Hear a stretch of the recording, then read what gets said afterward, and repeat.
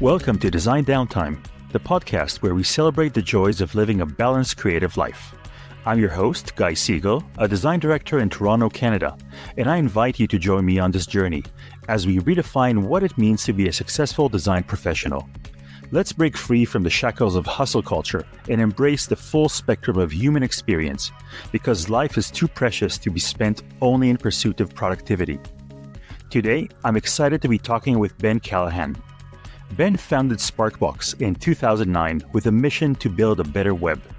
He has helped lead and grow the organization while they work alongside clients like Gap, the Oklahoma City Thunder, and Stanford University. He's focused his energy most recently on developing a maturity model for design systems, articulating the anatomy of design systems, and chronicling his findings about workplace culture in the tech space.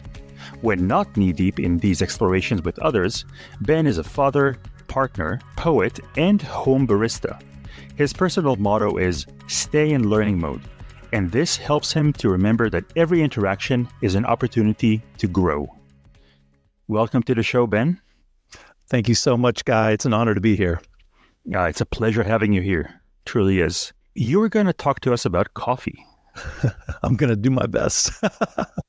I love to start these with the origin story. Yeah. Where does your relationship with coffee begin? I remember when my parents would make coffee in the mornings, and I loved the smell. Like most people, I think, when that coffee starts brewing, people just love that smell. And I remember as a young kid coming into the kitchen because of the smell, and my dad giving me a sip. And my first thought was how terrible it tasted and how it just smelled so good but tasted so bad. And that, I think, started me at a very young age being really curious about this substance that adults around me seemed to really need and love. And it's funny because I was on a mission as I got older to build community. And that's just something I think personally that I love to do. I'm somebody who needs good people around me. I think we all need that, whether we acknowledge it or not. But so I've sort of been on a mission to build that in my life for a long time. And I think I saw, as I got a little older, what was happening in kind of the third wave coffee movement, right? Where it was like coffee houses opening up across, at least here in the States, they sort of became this place for people to gather and kind of have community. And I was really drawn to the community side of coffee before I actually appreciated the taste. And once I got sucked into the community, then I was on a journey to kind of go back to that original smell that I remembered vividly and figure out how could I create a coffee that tasted as good as it smelled. And that was kind of the origin story for me. I remember my curiosity around that kind of pushed me down a more scientific approach to coffee. And I discovered this guy, David Schomer is his name. And he was a chemist, and he created a coffee brand called Espresso Vivace. They're based out in Seattle. And I got his book, and he's a bit of an eccentric guy, but he was a scientist, and he just applied the concept of science to the coffee world. And he kind of changed coffee in the US very dramatically by doing all kinds of things like actually measuring the temperature of the water inside of your espresso group head where the water meets the coffee, instead of measuring it back somewhere else in the system, at the boiler or whatever. He was like drilling holes in the grinders so that he could put fans, old computer fans, blowing air through these grinders, because what he wanted was the freshest coffee he could get. So he would grind on demand. Now we have special grinders that are designed to, on demand, you only grind what you need. But those didn't exist. So these grinders were overheating and like kind of ruining the taste of the beans, right? He was doing all of this scientific work on the problem of coffee. And when I read his book, he said the same thing. He was like, I loved the smell. I didn't like the taste. I wanted to figure out how to make coffee that tasted as good as it smelled. And I knew I had found my guy. So that's kind of my origin story, That's interesting. So I'm really curious to know what about that sort of his scientific method was speaking to you. I I think it's well, you said it in my intro that I like to stay in learning mode. And so I think in my life, if I look across the different areas where I've had interest or passion, I'm never satisfied with the status quo. I'm always trying to figure out how can I make that coffee a little bit better? How can I write a slightly better poem?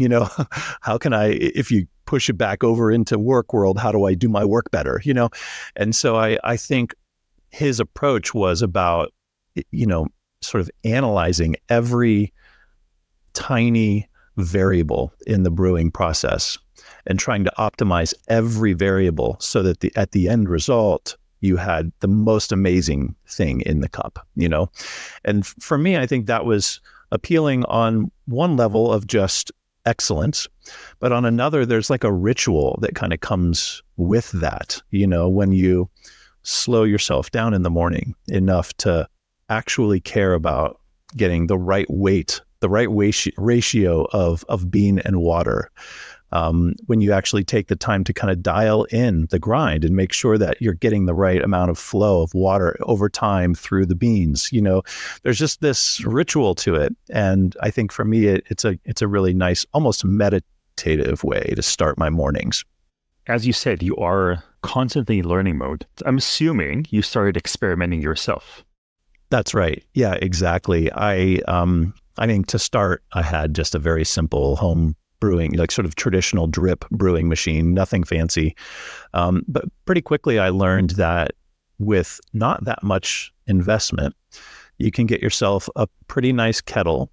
You can get yourself a very simple pour over system, like a V60 is kind of where I started, or a V60 and a Chemex, were kind of the two that I started with as kind of opposite ends of a spectrum in terms of well, that's not fully true, opposite ends, but two sort of paths on the spectrum of pour over brewing. And so that let me experiment pretty quickly. I didn't have a great grinder at the beginning, but that let me play around with a bunch of variables like what temperature and, to a certain extent, how fine or how coarse, and did I rinse my paper filters or not, and, like, did I aerate, how did I handle the pouring itself? How high was I pouring from? How much, agitation was I creating in the actual brew? So all these other variables that you can start to experiment with, even just with something so simple like that. And I eventually got interested in methods that are being used to brew in other countries, and so I bought myself a little Biletti, stovetop mocha pot, which is like a traditional kind of Italian way of making your espresso. I started playing with that, which is it's for the price, it's a phenomenal, like really robust cup of coffee, hard to beat. I remember getting a French press and starting to sort of experiment with that as an option. I started digging in and looking at flat bottom brewers, so I have a couple different options there as opposed to more like a conical approach to again, this is like way into the weeds, man. So I'm sorry but then I got, I recognized, like, man, I've got to get a good grinder, because everything that I was reading at the time was saying you should be spending at least as much on your grinder as you are on all of your brewing equipment. And so, like when you break it down to the science of it, it makes sense, because you're taking this bean and you're kind of crushing it. And if you don't do that in a way that's uniform, you're sort of extracting at the like tiniest level. You're extracting, or over extracting, or under extracting based on how large those little particles are. So what you want is uniformity in the grind so that you can actually have an even extraction through every point of contact where the water touches the bean, So again, it's like that's all happening at this like almost like an atomic level, right? But yet at the end result, if you've got a bunch of big chunks with a bunch of tiny fines in there, you're going to get a weird tasting cup, So like to invest a little bit more in a nicer grinder, I bought a hand grinder, which is if you're interested in coffee and you want to have a higher quality grind without spending the money for a mechanized high quality grinder. You can spend thousands of dollars on these things. You can spend about $150 to get a really nice hand grinder. And there's a bunch of options out there. Maybe Guy, I'll send you a bunch of links to coffee gear so you can put it all in the notes. But that got me to a place where then I could like really start to see the difference in these brew methods, So that was a lot of fun. After I kind of like figured a lot out with those more manual kind of immersion processes like this, I started to get interested in espresso more. And so I bought myself something called a Flare espresso maker, which is I didn't have the money to spend on a big expensive espresso machine like I would have loved to have done at the time, but I wanted to learn about espresso. And so I bought this thing. It's literally, you can make a brilliant espresso with this, but it is a very manual process. So there's no pumps. It's literally, you are basically like, you've got sort of it's like a cylinder that's heavy steel. So it holds temperature. And so you preheat that cylinder and then you add in, hot water into the cylinder, and you put a little plunger on top. And to the bottom, you've secured a little mini portafilter with your espresso tamped and everything right in there. And then you use a lever to sort of create the pressure to sort of force water through the coffee puck. And that's sort of the unique thing about espresso, is that it's the pressure is the thing that's different, right? You're creating ideally sort of 9 atmospheres of pressure, right? is kind of what you want. These days, it's much more fancy. It's like pressure profiling, where you're changing the amount of pressure over time. So you're seeing different types of flavors emerge at different parts of the brewing process. I mean, it's a science. Again, it's a rabbit hole. But the Flare is incredible because it's not that expensive, and it lets you play with every variable in the espresso making process. So again, it was like an opportunity for me to just dive in and really understand what's happening. And not long after I got that, then I wanted to learn. Now it's like the art, right? I want to learn how to pour latte art. I want to steam milk in a way that's like silky and delicious. And so I bought something called a Bellman stovetop steamer, again, because I couldn't afford a big espresso machine. And it was just basically it's like a little mini boiler you put on your stovetop with water. And just got a valve on the side, and you turn the knob and steam comes out. So I would get this Bellman thing pumping, and it's like hissing over in the corner. And then I would get my Flare out and I would brew a shot of espresso. I would steam my milk, and then I would work on pouring latte art, just in the kitchen there every morning. So that's kind of like the journey has evolved, And then of course I've gotten nicer grinders, and I've gotten a full-on espresso machine, and like it just continues, The process you learned or experimented with it's a very intricate process. When did the flavor come in for you? Because we started from you were appreciating the aroma. When did you start enjoying drinking coffee? Oh man, that's such a good question, because I totally left that out. I think it was when I got that hand grinder is when I started to like really appreciate the flavors. I can't explain or overestimate the impact that a grinder has on a good cup of coffee. I mean, it just makes the biggest difference, maybe more so than all the other variables. If I had to pick one thing, I would brew my coffee with a good grinder through a paper towel instead of, like whatever else I needed. So it makes a big difference. Well, that's not the big. So, okay. The other thing that I've learned in this process is that water is like almost all of what you're drinking, right? It's like 90% of what you're drinking in a cup of coffee is the water you put in. Of course, the quality of the water you use is as important as the quality of the beans, right? And so maybe more so, right? And so now there's companies out there that you buy a packet of minerals that you add to distilled water. So you take everything out of the water, and then you put just the perfect amount of minerals into the water. So this is what I do. So I have a subscription to a company called Third Wave Water, where they send me a dozen little packs of minerals that are all designed to go into 1 gallon of distilled water. And then I have kind of like the perfect water for coffee. And they have different profiles, some for espressos, some for pour overs or filters. And then, it's not expensive to do this. Of course, you've got like plastic jugs you're dealing with and stuff and all of that. So there's other repercussions, but the impact there is pretty huge for the flavor too. What is your sort of coffee ritual these days? Yeah, it changes for me. I go through little seasons. For the last month or so, I've been on a French press kick. And so, and partly it depends on what beans and roasts that I have, currently on hand. And, certain coffees do better with certain brewing styles and stuff. So I've been enjoying French press lately. And so every morning I come down, I weigh out my beans. I grind a few because I usually will toss 2 or 3 into the grinder and let that grind right away, because every grinder has a little bit of retention, which means some of the beans that you ground the day before are still sort of sitting in the mechanism, right? So I grind a little bit just to kind of flush out any old stale grounds that may be in there. And then measure out my amount. I'll spritz that with a touch of water before it goes into the grinder, because grinders also create a lot of static. And so a little spritz of water reduces that static quite a bit, helps you have less retention in the grind. So that'll go into the grinder. I've added water to the kettle at this point. So my third wave water is in my kettle and that's warming. The roast I'm drinking now it's about I would say around 205 is kind of the temperature Fahrenheit that I enjoy it at.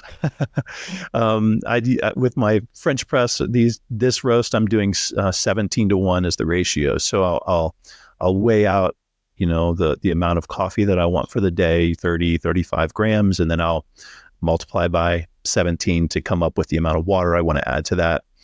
I let it sit for about 4.5 minutes, and then with a French press, you're not really supposed to actually press. So, I get it in there, get it set, give it a quick stir, let it sit for 4.5 minutes, and then just pour through the filter with the press still raised. This helps it kind of not disturb the grounds that have settled at that point. So it's nice. Yeah, tasty. Your first introduction was, as you said, you were a child, right? And this was kind of my interpretation of what you were saying, is that it was like a glimpse into the world of the adults. Yeah, that's great. Yes, a mystery of this is what something that the grown-ups are doing. And then later on, you sort of got acquainted with the community aspect of drinking coffee together. Everything you described, the very elaborate process of experimentation and tinkering and crafting and finding the perfect cup of coffee or the perfect process for you. I'm assuming that all still happens at home. How do you see coffee drinking outside of the house in that communal community setting? Yeah, that's great. Well, I would say that there's 2 things to answer that. One is, when I have people here, the first thing I do is say, "Can I make you a cup of coffee?"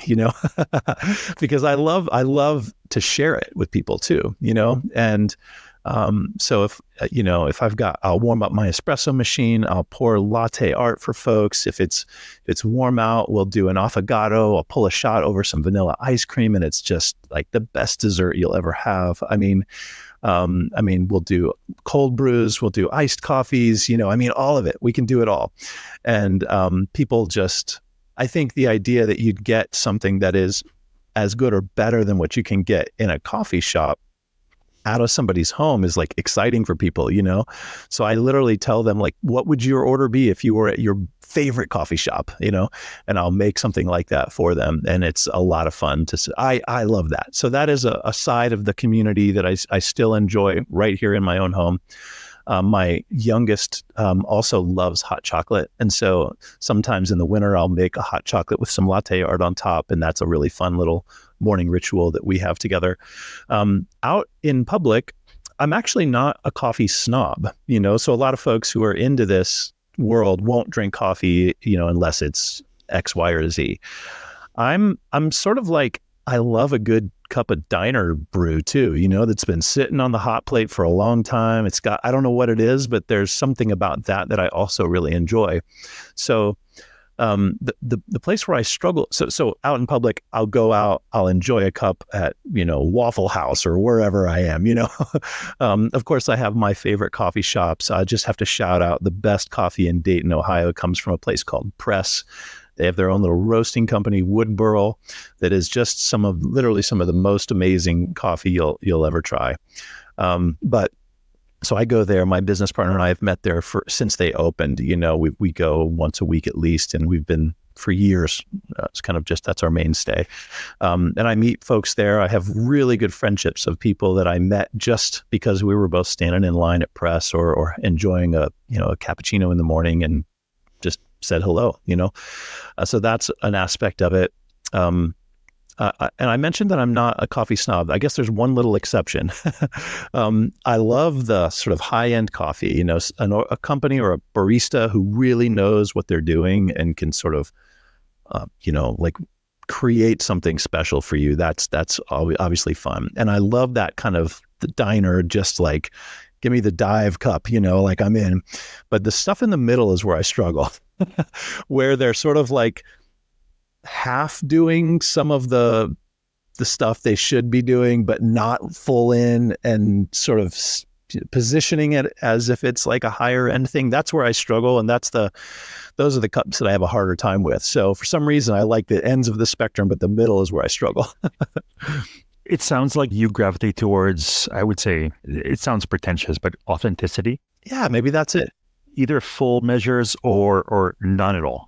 Yeah. Or like, it's not that they don't have a process at the diner, right? Like that's the process that especially those of us kind of in the US have kind of grown up with, all the little, yeah, I mean, that's, so there is definitely a process there. It all has a similar taste and feel to it. And man, sometimes it's hard to beat, it's like, I don't know how I could replicate that cup here at home. It's like I need to have the classic kind of bun, burners, going, and it needs to sit for a little while. And those coffee pots are probably, 20 years old, right? Like there's flavor embedded in the glass, you know what I'm saying? So it's hard to like, that takes time to sort of earn that flavor, You mentioned earlier that as you were experimenting, you started getting exposed to implements from other countries. Have you been to those other countries and experienced the coffee culture over there? Yeah, not as much as I would like, but every time that I travel, one of the things that I do is try to look up kind of the local, the good coffee that's local. In Italy, I've been to, and in Europe, across Europe, I've been to many coffee shops where, the tradition is more European. It's the little espresso in the afternoon. It's the cappuccino in the morning. It's, literally popping in just to stand at the bar and drink my sugar and espresso in just a moment. And then I'm out the door, and I love that sort of feeling too. There's a little spot in Manhattan that I love to go to that is more than just coffee, but they make a really good cappuccino in the mornings. So I do try to find the spots, around the world where I end up. I have done a couple little coffee tours that have been pretty touristy, in places like Costa Rica or that sort of thing, where they have a strong coffee culture from a different perspective, growing and roasting and that sort of thing. So. But yeah, there's so much there. I mean, I haven't done anything with roasting yet. And so that's sort of, for me, I think like the next big open question is how could I kind of work my way into that space a bit too, and just take it a little further left in the process, When you're making your wonderful cup of coffee at home, what is your ritual for drinking it? Are you focusing on the coffee? Is it part of other activities? Yeah, I have kind of a ritual in the mornings where I come down from upstairs and I do the coffee thing, what I described. And, sometimes it's not French press, right? Like a lot of times it's an espresso or whatever, but whatever that is for that season. Usually I'm taking that to sit someplace in the house where I can do a little reading. I like to kind of I don't like to jump right into the day, So I've been sharing this little idea with a bunch of my friends lately, but I'm also not great at reading like start to finish a book. So I end up reading lots of books at the same time, and I'll read like a little bit from each one, and it's cool because it kind of helps you kind of connect the dots between things you wouldn't necessarily connect. I was doing that exact thing this morning, and I was reading a little bit about botany and also about old school systems thinking. And so like those two things didn't necessarily ever come to mind for me as things that I would have connected, but there's some interesting connections. And so I wrote a post this morning. I wrote a little article this morning because of that, so that sort of like routine of I'm sort of drinking my coffee and really enjoying that part of my day, but also sort of like soaking in some other thinking, and that's how I tend to start my days. Then a little review of what's on the agenda for the day, and then I dive in, Do you have specific times of the day other than the morning coffee? Do you have other times of the day where you traditionally sit down with a cup? Yeah, I try to keep most of my coffee consumption happening, early in the day, so I'll drink, 2 or 3 cups usually in the morning if I'm doing a French press, or I'll make myself 2 smaller, espresso drinks if I need to in the mornings. And then usually about 12:30 or 1, I'm ready for another cup, and it's usually an espresso, or sometimes, if I'm out, I'll grab just like a more traditional cup of brew or whatever. But yeah, not too much after 2 p.m. How is the rest of the family taking in this hobby of yours, your partner, your kids? Yeah, my kids don't appreciate the coffee thing yet. Although I think if I put enough chocolate in there, they might be in. So they're not super into that. But I mentioned the hot chocolate, so there's a little bit of a connection there. My partner loves coffee, and in fact would.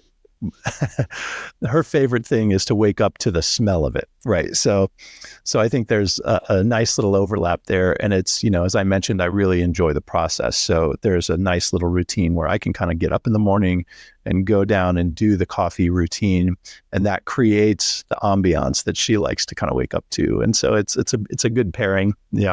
Is there still something in the process of making coffee that you haven't conquered yet, that you're looking to get better at? So many things, Guy. I mean, with espresso, there's like the challenge of like preparing the actual coffee to be extracted. And so I've got all these tools and this whole process around espresso, which is as much about sort of preparing this coffee bed, to sort of have a lot of pressure applied to it.